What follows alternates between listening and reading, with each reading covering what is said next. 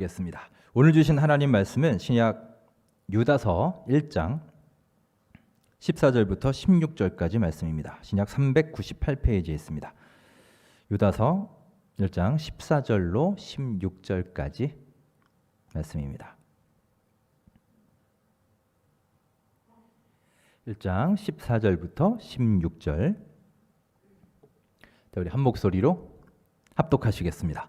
아담의 7대 손 에녹이 이 사람들에 대하여도 예언하여 이르되 보라 주께서 그 수만의 거룩한 자와 함께 임하셨나니 이는 뭇 사람을 심판하사 모든 경건하지 않은 자가 경건하지 않게 행한 모든 경건하지 않은 일과 또 경건하지 않은 죄인들이 주를 거슬러 한 모든 완악한 말로 말미암아 그들을 정죄하려 하심이라 하였느니라.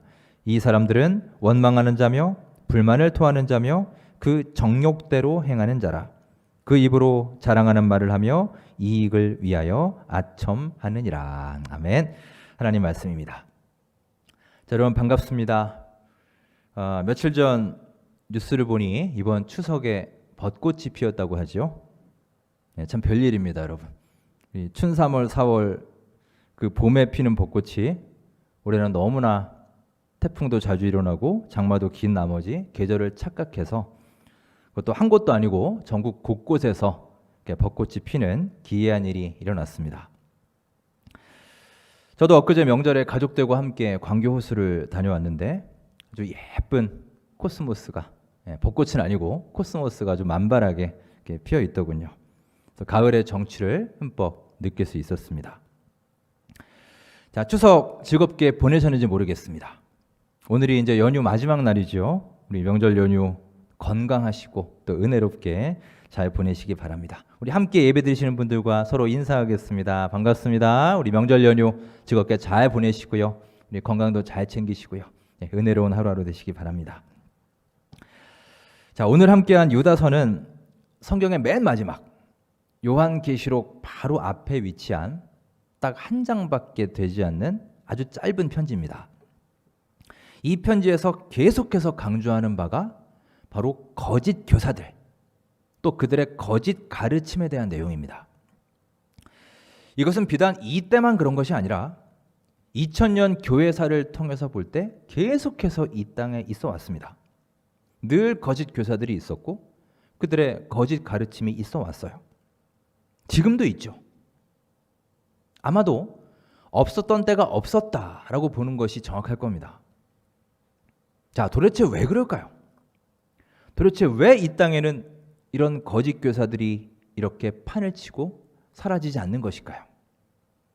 그리고 또 왜 이렇게 지식이 발달하고 과학이 발달함에도 수많은 사람들이 그 거짓 가르침에 현혹되는 것일까요? 그 중요한 이유는 아주 근본적인 부분에서 찾을 수 있습니다. 바로 우리 신앙생활의 목적과 초점의 문제입니다. 즉 많은 사람들이 우리 신앙생활의 초점을 우리의 문제를 해결하는 것에 두기 때문입니다. 목적이 잘못됐어요. 여러분, 자, 우리 문제 해결 물론 중요하죠. 필요합니다. 우리가 신앙생활 하면서 우리 문제들이 하나씩 해결되고 풀려나가고 또 그러면서 우리의 간증이 되고 또 그런 가운데 우리의 믿음이 커져가기도 하죠. 하지만 여러분, 우리가 믿음 생활을 하는 목적은 내 문제를 해결하기 위한 것이 아닙니다. 그렇게 되어서는 안 돼요. 이 문제 해결을 위한 신앙생활이야말로 그야말로 기복신앙이죠. 자, 제가 전에 사역하던 교회도 그런 일들이 많이 있었습니다.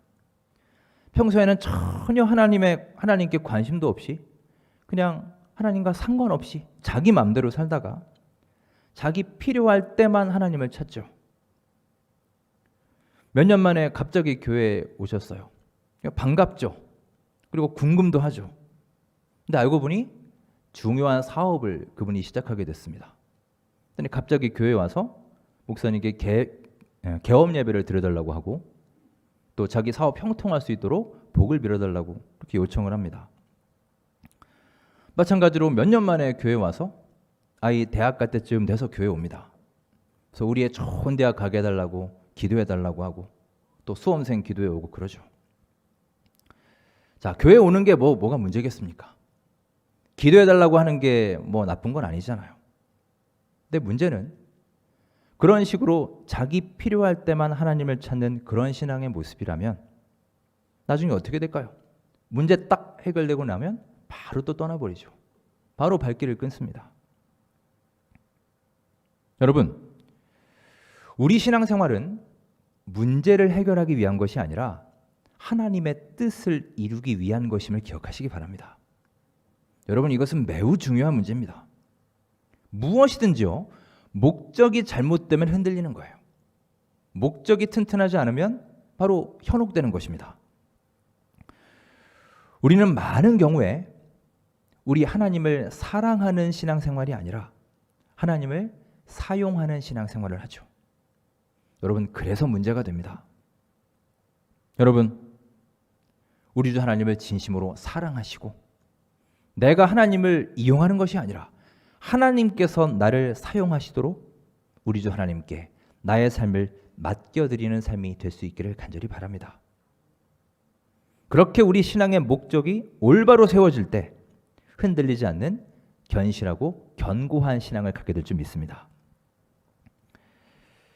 자, 15절에 보시면 오늘 말씀의 배경에 대해서 말하고 있습니다. 그 첫 부분에 보시면 이는 뭇 사람을 심판하사라고 말합니다. 심판에 대해서 말하고 있습니다. 즉 우리 예수님께서 이 땅에 다시 오실 때에는 심판주로 오신다는 것입니다. 모든 사람이 알 수 있도록 천군 천사들을 다 대동하고 그렇게 우리에게 다가오신다는 거예요. 자, 그런데 여러분, 주님이 심판주로 그렇게 오실 때 그러면 우리는 어떻게 되는 건가요? 우리도 그 심판대 앞에 선다는 게 사실 두렵지 않으십니까? 하지만 여러분, 우리 그리스도인들, 우리 믿는 사람들은 전혀 걱정할 필요가 없습니다. 왜냐? 우리가 믿음이 좋아서가 아니라 우리가 완전한 사람이기 때문이 아니라 우리가 예수 그리스도의 십자가를 믿기 때문입니다. 즉 예수님의 십자가 보혈로 우리는 거룩한 하나님의 자녀로서 우리 주님 앞에 서게 될 것이기 때문입니다. 자, 그런데 우리는 그렇게 주님 앞에 당당하게 서게 되지만 그러면 오늘 본문에 나오는 이 거짓 교사들, 거짓 가르침을 일삼고 사람들을 미혹하는 이 사람들은 어떻게 될까요? 심판의 날에 그 거짓 교사들에 대해서 오늘 본문이 말하고 있습니다. 자, 오늘 본문 15절 말씀을 함께 읽으며 그 내용을 살펴보겠습니다. 자, 15절 함께 읽겠습니다. 이는 뭇 사람을 심판하사 모든 경건하지 않은 자가 경건하지 않게 행한 모든 경건하지 않은 일과 또 경건하지 않은 죄인들이 주를 거슬러 한 모든 완악한 말로 말미암아 그들을 정죄하려 하심이라. 아멘. 말이 막 헷갈리죠? 경건하지 않은, 계속해서 그 말이 나옵니다. 자, 그들을 정죄하려 하심이라. 사람들을 미혹시키고 주님을 거슬러 말했던 모든 죄를 아주 샅샅이 내셔서 그 마지막 심판의 때 모든 거짓 교사들은 준엄한 심판을 받게 될 것이다 라는 경고의 메시지를 주고 계십니다. 여러분, 이 심판의 때 우리는 과연 심판받는 자리에 설 것입니까? 아니면 주님을 믿는 거룩한 성도의 자리에 서실 것입니까? 주님 말씀을 늘 우리의 가슴에 품고 매일매일 우리의 삶을 돌아보아서 우리 하나님 앞에 굳건히 서는 삶이 될 수 있기를 간절히 바랍니다. 자, 본문은 경건하게 사는 삶에 대해서 얘기를 하면서 먼저 경건하지 않은 자들의 특징에 대해서 말하고 있습니다. 자, 16절에 그 내용이 나와 있는데요. 우리 16절 한 목소리를 읽겠습니다. 시작. 이 사람들은 원망하는 자며 불만을 토하는 자며 그 정욕대로 행하는 자라. 그 입으로 자랑하는 말을 하며 이익을 위하여 아첨하느니라. 아멘. 몇 가지의 특징이 나와 있죠. 자, 경건하지 않은 자들의 첫 번째 특징이 뭐냐? 16절 처음에 보시면 이 사람들은 원망하는 자며 라고 말합니다. 원망하는 자며. 자, 경건하지 않은 자는 원망하는 자들입니다. 개역 성경에는 원망하는 자라고 기록을 했는데 영어 성경에는 그럼블러, 즉 투덜거리는 자, 투덜이 이런 뜻으로 번역을 합니다. 여러분, 우리 주변에도 보시면 늘 이렇게 투덜거리는 사람들이 있죠. 그냥 입만 열면 습관적으로 부정적인 얘기를 합니다. 안 돼. 야, 그게 되겠냐? 옛날에는 그거 내가 해봤는데 절대 안 돼. 그냥 다 같이 힘을 합쳐서 으쌰으쌰 해보려고 해도 에너지를 심어주는 사람이 아니라 다 그냥 다른 사람의 에너지를 빼앗아가는 사람, 다 기를 그냥 빨아먹는 사람이 있어요. 늘 부정적 얘기하고 남 흉보고 남 탓하고 이런 사람들이 참 많이 있습니다. 성경에도 이런 사람들이 나옵니다. 출애굽한 다음에 광야 생활을 할 때 이스라엘 백성들을 보십시오. 그들은 어땠습니까? 그들은 계속해서 입만 열면 원망하고 투덜거렸습니다. 먹을 게 없다, 배고프다, 먹을 걸 다오, 원망하고 투덜거렸고요. 문제 하나 해결되면 또 물이 없다, 목마르다, 이거 해결해다오, 또 투덜거립니다. 다음에는 너무나 힘들다, 힘들어 죽겠다, 투덜대고요. 나중에는 도대체 우리를 왜 애굽에서 데리고 나왔냐? 잘 살고 있는 우리를 왜 거기서 끄집어내서 이 고생을 시키느냐? 노예 생활에서 탈출시켜준 지도자 모세를 향해서 원망을 퍼붓습니다. 이렇게 끊임없이 투덜거린 사람들, 이 원망하는 자들이 바로 이스라엘 백성들이었습니다. 신약에도 나옵니다. 사도 바울은 이 원망하는 자들에 대해서 말하고 있습니다. 고린도전서 10장 10절부터 보시면 이렇게 말하고 있습니다. 자, 화면을 보시면 우리 함께 말씀 읽어볼까요? 시작. 그들 가운데 어떤 사람들이 원망하다가 멸망시키는 자에게 멸망하였나니 너희는 그들과 같이 원망하지 말라. 그들에게 일어난 이런 일은 본보기가 되고 또한 말세를 만난 우리를 깨우치기 위하여 기록되었느니라. 아멘. 원망에 대한 말씀이 나옵니다. 본보기를 삼으라는 거예요.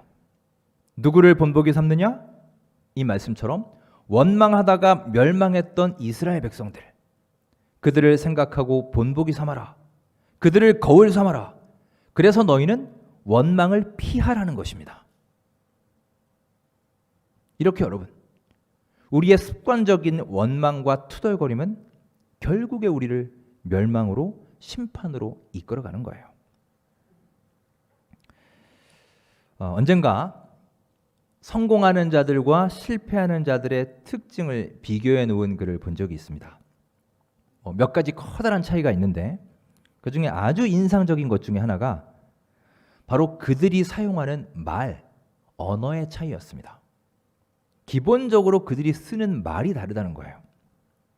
성공하는 사람들은 주로 당신 덕입니다. 그분 덕택입니다. 라고 말을 한다는 겁니다. 반면에 실패하는 사람들은 대부분 당신 탓입니다. 그 사람 때문이야. 라고 얘기한다는 거예요. 여러분 보십시오. 당신 덕입니다와 당신 탓입니다.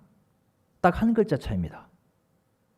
하지만 그 말에 담겨있는 감정이나 의미에는 엄청난 차이가 있지 않습니까? 이것은요, 우리의 삶의 기본적인 가치관을 정해주는 태도입니다. 여러분, 지금 우리의 가치관은 무엇입니까? 우리는 지금 누구의 탓을 하며 살고 있습니까? 아니면 누구의 덕으로 감사하며 살고 있습니까? 사랑하는 여러분, 이제 우리 다른 사람 탓하지 마시고요. 남을 원망하는 삶 살지 마시고 항상 당신 덕분입니다. 집사님 덕분입니다. 권사님 때문에 감사합니다. 우리 자녀들에게도, 아들, 딸에게도 그래, 너희들 덕에 엄마 아빠가 이렇게 행복하단다. 고맙다. 어머니 아버지 덕분에 우리가 참 행복합니다. 감사합니다. 이런 긍정적인 고백을 가지고 살아갈 수 있기를 간절히 바랍니다.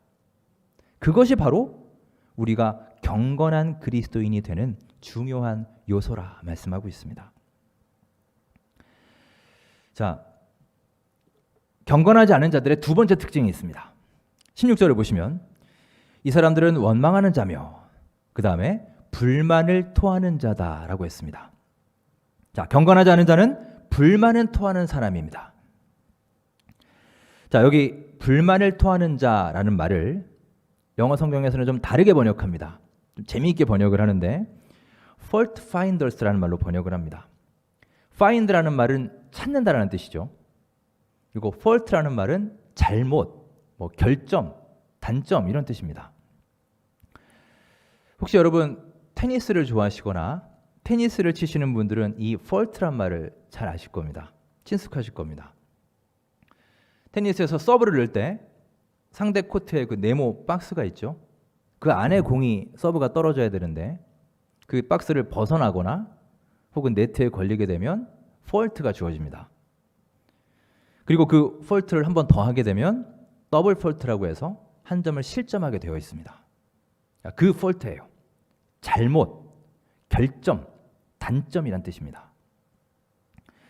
즉 fault finder란 말은요, 말 그대로 잘못을 찾는 사람, 결점을 찾아내는 사람이란 뜻이에요. 자, 우리 주변에 보면요, 꼭 이렇게 잘못된 것만 찾아내는 사람들이 있습니다. 정말 10개, 20개 좋은 점들이 그렇게 많음에도 꼭 그 중에 한두 개 안 좋은 점들을 기가 막히게 찾아내서 그거를 지적하고 비난하는 사람들이 있어요. 정치인들을 보십시오. 여야, 진보, 보수 상관없습니다. 뭐 하나 약점 잡으면 끝까지 그것을 물고 늘어지지 않습니까? 청문회 때도 보십시오. 그래도 여러분 총리나 장관 후보에 올랐으면 그래도 좋은 점, 잘한 점이 많으니까 후보에 오른 거 아니겠어요? 그래도 장점은 얘기하지 않고 계속 하루 종일 그 안 좋은 점만 얘기하지 않습니까? 자, 이렇게 트집 잡는 사람들, 지적질하는 사람들 이런 뜻입니다. 또 여러분, 이 16절에 불만을 토하는 자라는 말을 원어로 보시면 비난하다라는 말과 운명이라는 뜻의 단어가 합쳐진 말이에요. 합성어입니다. 즉 이 말은 자기의 운명, 자기 인생에 대해서 항상 불평불만하고 투덜거리는 사람이란 뜻입니다. 지난번 제가 입원한 적이 있었죠. 목요일 밤에 입원을 해서 이제 그 다음 날 금요일 저녁에 저도 이제 처음으로 핸드폰으로 온라인 예배를 드렸습니다. 병원에서 그 금요 예배를 드리고요. 잠깐 복도에 나갔는데 그 복도 층에 휴게실이 있더라고요. 마침 이제 TV에서 그 금요일 밤에 히든싱어라는 프로그램을 했습니다. 시즌 6를 시작을 했는데 2년 만에 다시 시작하는 그 첫 회였어요. 그리고 그 첫 번째 출연자가 김연자 씨였습니다. 저도 원래 참 재미있게 봤던 프로그램이라 이제 휴게실에 이렇게 앉아서 보고 있었는데요. 어떻게 알았는지 이제 사람들이 한 명 한 명 들어오시더라고요. 다 이제 어르신들이었습니다. 처음에는 이렇게 조용한 곡이 나오다가 이제 3라운드가 되니까 여러분이 이제 잘 아시는 그 아모르 파티라는 노래가 나왔어요. 이제 그 노래가 딱 나오니까 그냥 그야말로 난리가 났습니다. TV는 TV대로 막 방청객들 다 일어나서 춤추고요. 제 옆에서는 이게 병원 휴게실인데 막 보호자들이 막 노래 부르고 난리가 났어요. 참 그만큼 유명한 노래구나 그때 실감을 했습니다. 그 아모르 파티라는 말은 라틴어인데요. 아모르라는 사랑이라는 뜻의 말과 파티, 영어로 fate라는 말인데 운명이라는 뜻, 이 두 단어가 합쳐진 말입니다.